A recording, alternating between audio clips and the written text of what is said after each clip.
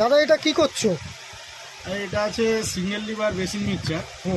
এটা হচ্ছে কাস্টমার আমাকে দিয়ে গেছে সার্ভিস করে, আবার ওনাকে রিটার্ন দিতে হবে। কিভাবে সার্ভিস করতে হয় সেটা আমি আপনাদের খুলে দেখাচ্ছি। তাহলে দেখান। এখানে একটা ছোট্ট স্ক্রু আছে, অ্যালাঙ্কি দিয়ে সেটাকে খুলতে হবে। আচ্ছা, সেটা অ্যালাঙ্কি দিয়ে খোলা হয়ে গেল। এবারে এই মাথাটাকে ধরে উপর দিকে টানতে হবে। বাহ, টানলে এটা খুলে যাবে। আচ্ছা, এই যে স্ক্রুটা বেরিয়ে এলো, বেরিয়ে গেছে, মাথাটা খুলে গেল। এটা হচ্ছে পুশ করা থাকে, এটা ওকে বুশ বলে। আচ্ছা, এটা হচ্ছে থ্রেডের নাও। এবারে এই বুশটাকে বক প্লাস দিয়ে খুলতে হবে। আচ্ছা, এখানে একটা থ্রেড থাকে।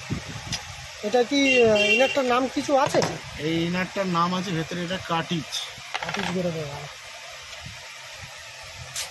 এবারে এই কাটিজটাকে আমি এবার কাটিজটাকে ওয়াশ করা হচ্ছে।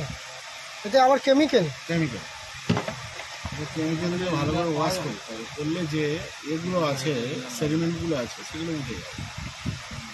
কেয়ার করবেন যখন হচ্ছে রাবারটাকে করতে হবে, কেয়ারফুলি যাতে না হারিয়ে যায়।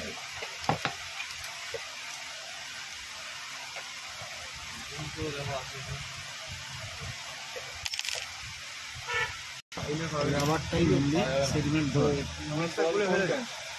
হয়ে গেছে। এইবারে এটাকে ঠিক আবার ভালো করে সেটিং করতে হবে, যেরকমভাবে খোলা সেরকমভাবে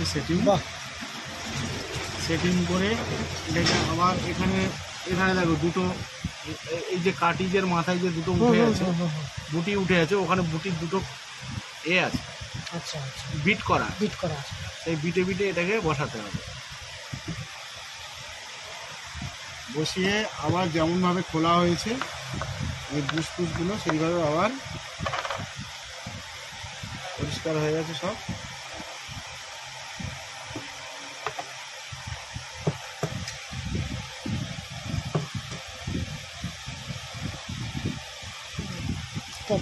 টপটাকে আবার পুশ করে নিতে হবে। হয়ে গেল ফিটিং। এবারে লাগাতে হবে।